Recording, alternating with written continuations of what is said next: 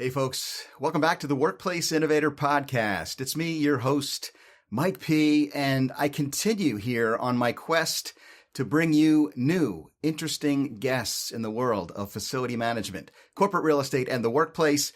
And I have a mission to get some folks on that I feel like I've known for a long time, have interacted with a lot at conferences and on LinkedIn, but they've not yet had a chance to sit in the hot seat with DJ Mike P. So we're going to solve that problem today by bringing in a great guest. His name is Kevin Sauer.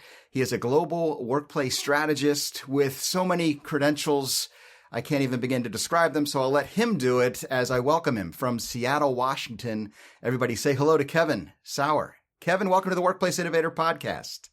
Thanks, Mike. Appreciate you having me on. It's been a while. We kind of ran into each other at Cornet and things, and I avoided your booth at that time, but great to finally get a chance to connect and chat.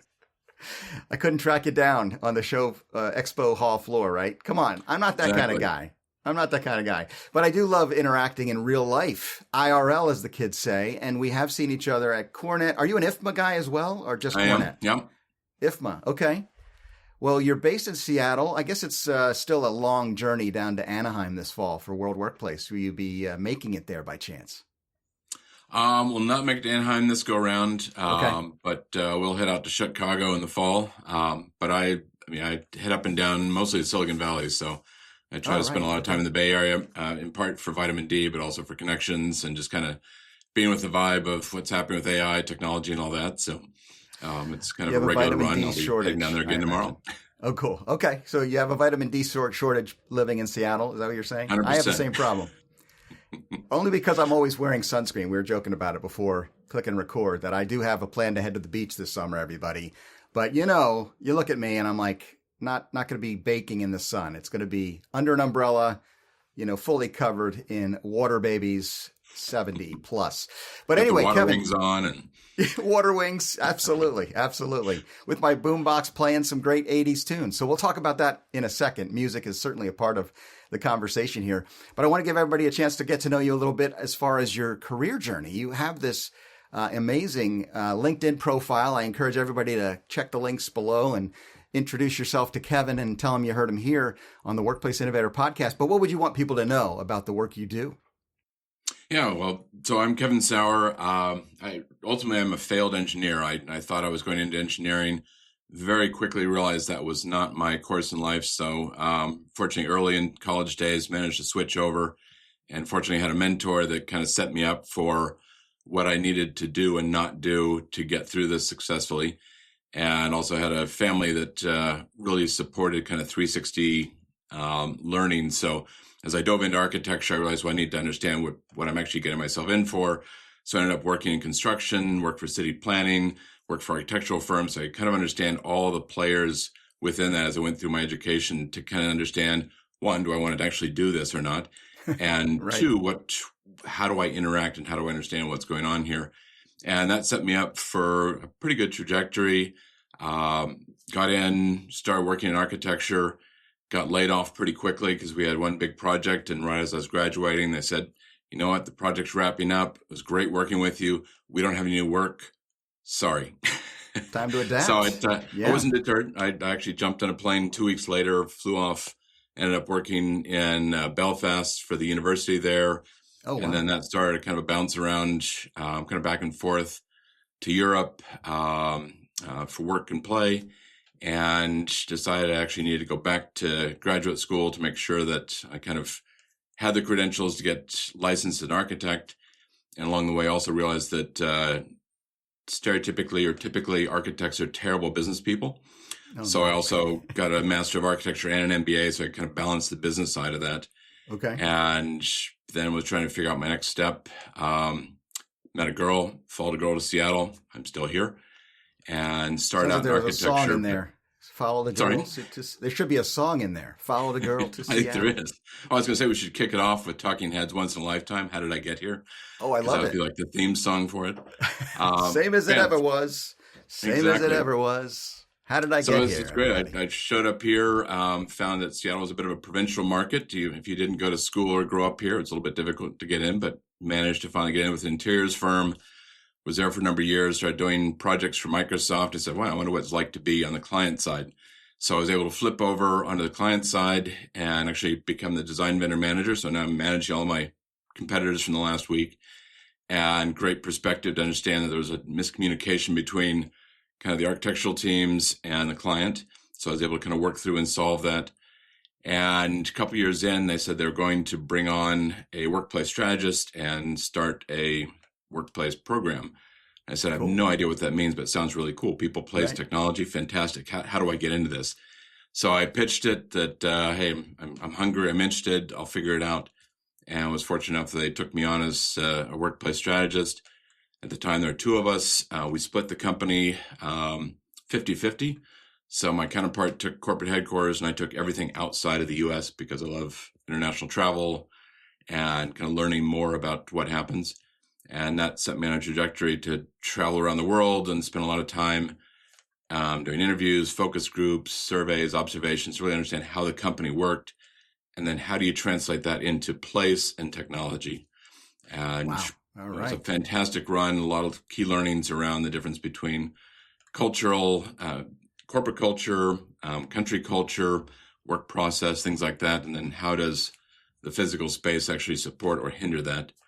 It was a great time. All what we talk about here, Kevin, these are the key issues covered in this very short podcast. So I want to get to some of it quickly, if you don't mind me just kind of absolutely cutting you off and kind of wonderful story. Didn't mean to give you the, the hook early, but it's like, I could talk to you for 20, 30 minutes about that, I'm sure, because you've been to so many places. You've seen the world, you've seen the impact of data and technology and what it does to workplaces today. And here we are in the middle of 2026 with so many people listening to us from the perspective of a facility management or corporate real estate leader trying to, do what's right for their organization and be a workplace innovator. So I wonder, when you said, hey, Mike, sure, I'll come on your show, what do you think about? What does it take to be innovative in the workplace today? I mean, I think you have to really kind of challenge prior assumptions and also not get caught in the trap of what's been done before. I think probably the greatest thing ever happened was COVID, because it really kind of shook things up, challenged assumptions. I mean, I was big into driving kind of activity-based working, shared desking, and there was always a pushback of, we can't do that for any number of reasons. And then suddenly pandemic comes, and wow, that's no longer an issue. We can actually do that. So I think it really changed the dynamics and the understanding of what is the relationship between work and place.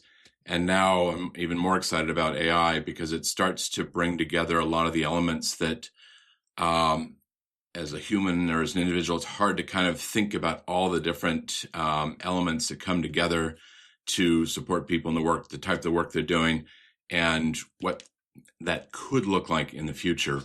And now we can actually kind of crunch that and test out theories and hypotheses much faster. And I think it's really going to revolutionize our industry in good ways and bad ways. But that's kind of the way of the world. Take it all, right? Yeah, the good with the bad. Well, we'll talk more about it. I want to hear your views on AI and its potential and its power, and maybe if there is a downside, the warnings you might issue to my audience of workplace leaders. And I want to get into some of your priorities and what you're working on today and what you've learned. And maybe as a fan of this show, I know we're going to probably tell everybody that during COVID or during some part of your journey, you found the Workplace Innovator podcast and hopefully learned a thing or two, or we're feeling a connection. And I know you have. So thank you for being a listener. And I can't even go on too much about that, but I do appreciate it. And I can't wait to learn more about what you've been doing and how it may help my audience, because we want to get practical and give them some takeaways. But we mentioned it briefly. I got to come back to music really quick. Yep. Talking Heads, fantastic reference earlier. But what else are you listening to, Kevin? What's on your playlist? What gets you inspired?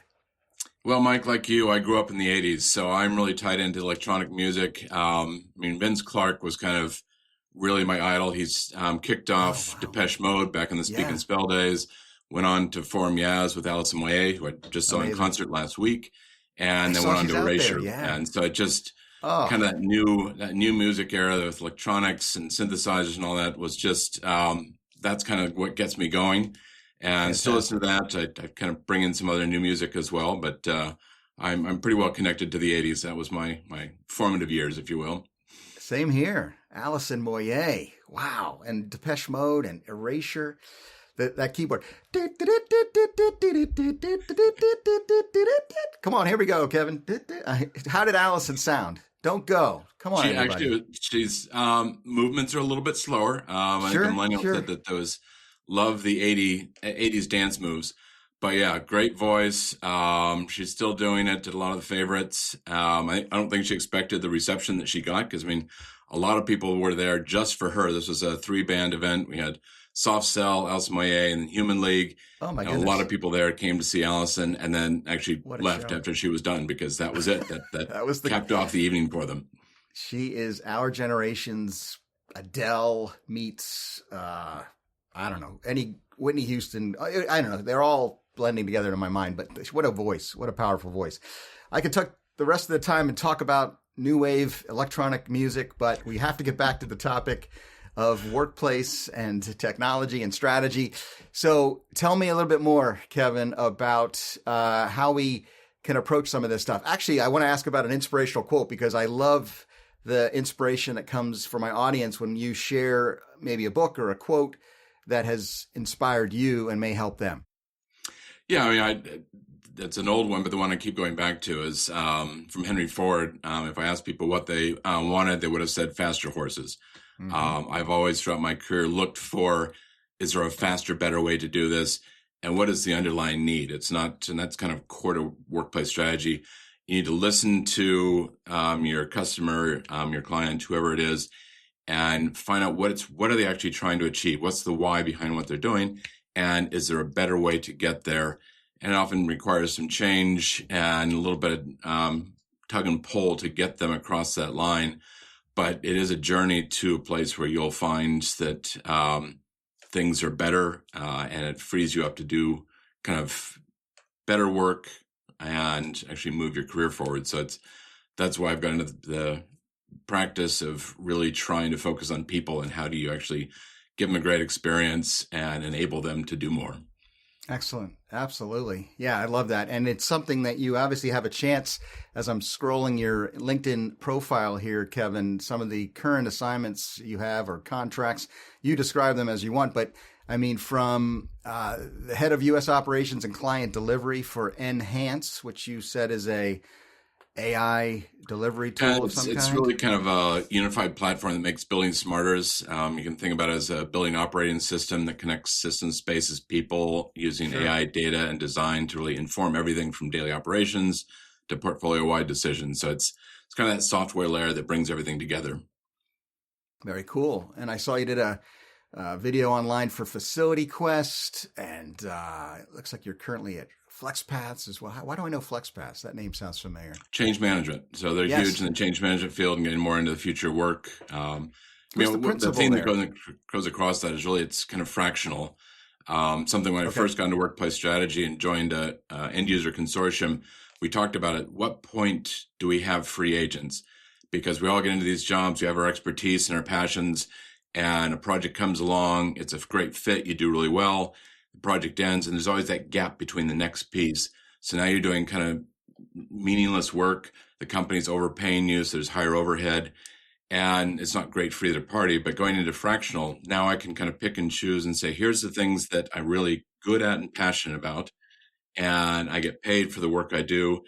And when that's done, I'm done, and I have flexibility in my schedule to get back a little bit of work-life balance and be able to kind of dabble with different companies and really kind of keep my mind fresh of what's new and different. What have I not thought about? And also, I love connecting the dots. Is there a way to kind of bring separate products, people, ideas together to create a better whole?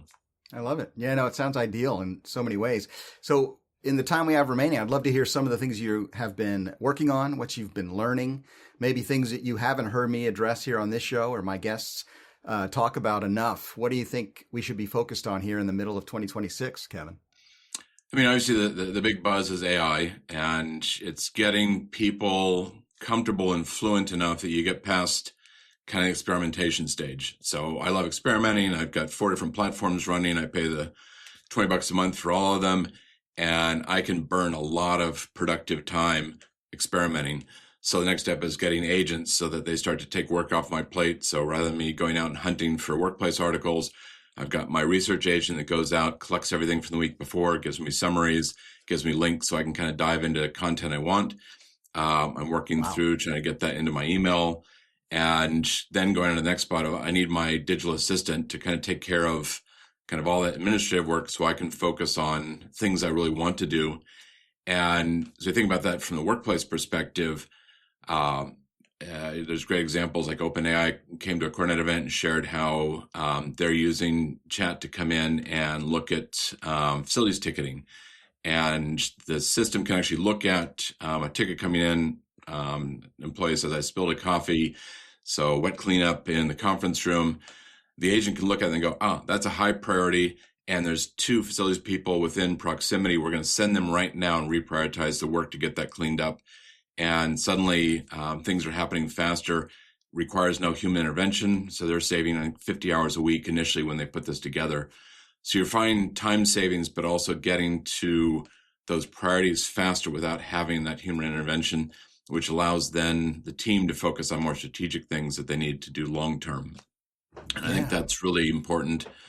The other piece I feel gets kind of lost in the mix is robotics. I mean, we're starting to hear about that. You've got your robotic assistants, and there's a lot of areas that we're already using them somewhat quietly, but doing roof inspections used to be if you had an issue with a mechanical unit on the roof, someone's got to go out there, they got to get access, get up on the roof, put on their safety gear.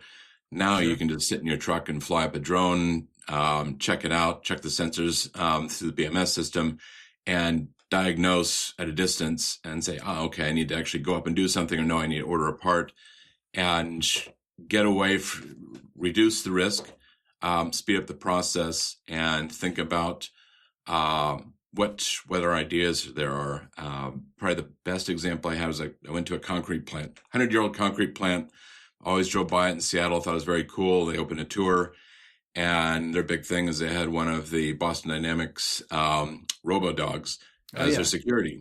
And so we have a hazardous environment, and we needed to keep it safe. And so now we have a robot that goes around 24/7 to make sure that everything's safe, secure. It can see air detection or anomalies that humans would never pick up. So we're more efficient, we're safer. And it's like, well, if a 100-year-old concrete plant can do this, why aren't we doing this more in corporate real estate? So I think we've got some opportunities there as well. Yeah. And you sound pretty optimistic about it. So you're going to CoreNet, you're talking about these things, you're going to IFMA at different places. I think we are now here in a place where we can say yes, and yes, AI will disrupt the way we have done things, will need us to upskill, requires us to know better the human intelligence, emotional intelligence, the insightful stuff that only humans can kind of glean from things. But we can use these tools and we can use these technologies to inform our systems better, and then be more efficient, more productive, create those better experiences. And we don't have to have this kind of looming AI apocalypse, doom and gloom about losing jobs and so forth. Are you in agreement with that, or do you think there's certainly risk out there. I mean, even on the side of deep fakes, particularly with our older population, you can go online and get all the ads of, oh, look at that, this doctor, that expert supports this product or this service, and it's all fake. You can go research that and find out, no, they're using unauthorized video, they're creating AI video. So with any new technology, there's always bad actors that make it challenging because they're going to cause disruption there. There is risk. But I'm optimistic that the good outweighs the bad, as long as we kind of work together to figure out how do we put guardrails in place and safeguard as much as we can so we can all progress further. Well, what do you see as the future of our particular community, the FM and CRE industry? What do you think my listeners who have a role to play there need to be thinking about? It's complicated, obviously, particularly with offices becoming or kind of in flux still. I mean, we've kind of getting a little bit more stability in terms of how many people are coming in, what's that look like. I mean, there's certainly value in bringing people together, but it's much more sporadic. So how do you first figure out the building envelope? What do you need to provide? How's that flex? And I think that's where technology can kind of help look at patterns and even look at reconfiguration. I think I could see in the future that, yep, you got your robotics team, and as you start to see things change, or there's a team wants to come in and do an event, you can actually then start moving things around, actually curate every separate event that happens in the office more fluidly than you can today. And then the FM teams are really focused on actually being the coordinators, make sure this all goes together and understanding what has the highest impact, connecting much deeper with the business. Is what we're doing in facilities making a positive impact, a positive ROI on the business? And are we connected? If not, let's rethink that. Is there a better way to make sure that we're a partner to the business, not just kind of a service? Yeah, no, absolutely. And I hope everybody listening at this point knows that my position and my philosophy is all about this holistic view of the built environment, where the workplace and facility management and the real estate elements are all just pieces of a bigger puzzle. In fact, we debated, Kevin, whether to have you here on the Workplace Innovator podcast or the Asset Champion podcast with your expertise in smart buildings and kind of the impact of data flowing across the entire built world. You could speak to all of it, but as I promised, the time goes by, 20 minutes has passed, and I need to kind of wrap up with you. So I will encourage everybody to reach out to you and hopefully learn more about the work you do. But in these final couple minutes together, what would you share with my audience as we head into the future of the workplace together? Yeah, I mean, the biggest thing is get out there and spend time with people, listen to people. And I mean, really listen. Go out and talk to your business leaders, talk to other people in the field, talk to people outside of your field to really understand what's happening and bring in new ideas to kind of what you're doing. I think that's really it's that human element. I mean, getting back to actually being human, connecting. I was just telling someone that stop texting me to say, "Can you call me?" Just call me. It's like, if I pick up, we'll have a conversation. Sure. We've just saved time. If not, I will text you saying I'll call you back. So be more human. Be more human, everybody. I love it. Kevin, well said. Great discussion, great conversation. It goes by too fast, but I do appreciate finally having the chance to talk with you here, and we'll continue the conversation at the next event where we cross paths, or call me anytime and we'll talk more. But until then, thank you so much for being on the Workplace Innovator podcast. Great. Thanks so much, Mike. I really appreciate it, and looking forward to catch up in person. Awesome. And thank you all for joining us today. I hope you've enjoyed this conversation. If so, please consider sharing this discussion, this podcast episode, with a colleague or a friend, anyone who you think might like to join us as we continue here on our journey to encourage and inspire you to be a workplace innovator. Peace out, everybody.